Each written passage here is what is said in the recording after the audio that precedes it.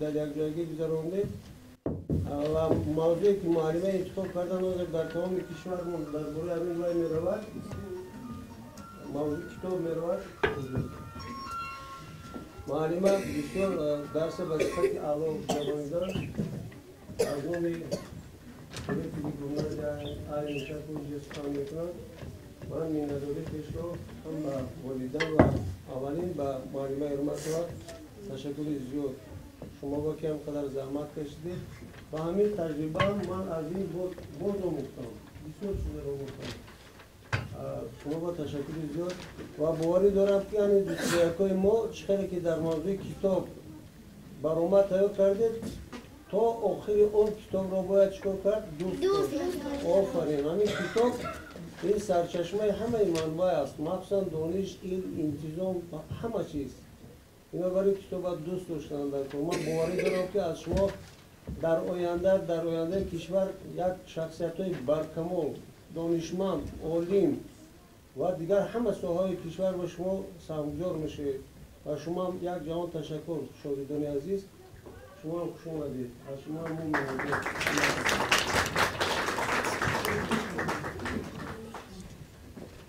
سخن نوبتی به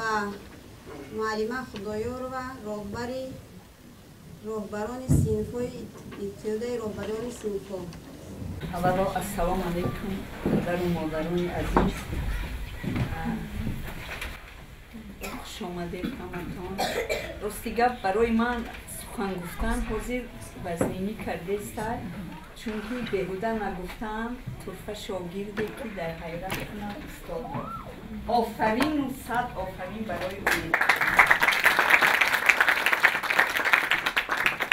ایجادکاری نوآوری فعالیت خوبی میزبانی رو در مکتب 48 به خود گذاری کرده بودم و این روز من حتی شوخی‌آمیز اینجا طرف معلمه ها گفتن که امیده جان بهوده پاشونن همین باید امانیان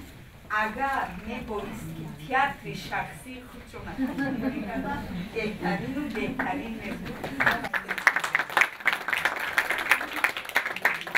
داری عزیز معلمه مهربان برای شما یک جهان تشکر پروازی بلند به سوی کلاه‌های مراد تمنا دارم برای این 21 شما که امروز ما حتی وقت رو حس نکردیم همین سالی من کار کردم من نو فهمیدم که چگونه کودک رو تیار کردم در کار رو حتی آوازی که قشنگ یا پر میزد نمونم باید کردم برای همین برای 21 شما همین صحت خانش خوب و علا برای پدر و مادران خانه آباد تن صحت رو تمنا دارم برای آنکه آینده جامعه ما آینده نسل ما همیان و امروز بینیم که همین درس کتاب ما و فصل بهترین سال بهار راست آمده و اینا شکوفته های همین بهارن شکوفه های ملت هم که ما باید با اینا فخر کنیم بار دیگر خوش آمدید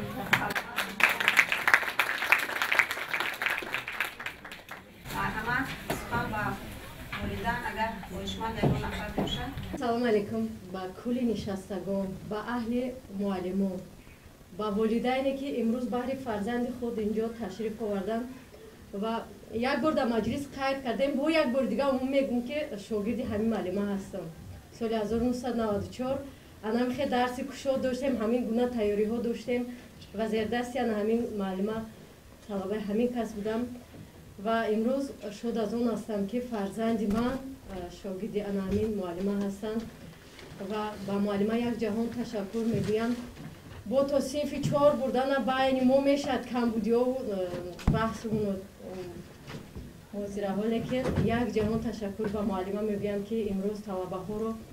این گونه آماده کردن و در صنف چند نفری که اشتراک داشت باور کنید همه طلبه یک و یک برآمد کردن یگان کس به برآمد نموند چه از سخن چه از رقص چه از ترانه ها تشکر زیاد میگویم با معلمه و با این دوست رو یکان گفتنی هستم که فرزندای عزیز بگذار خداوند برای شما راه سفید در زندگی عطا کند بگذار اون کتاب و اون مهارتی که امروز با ما نشون دادید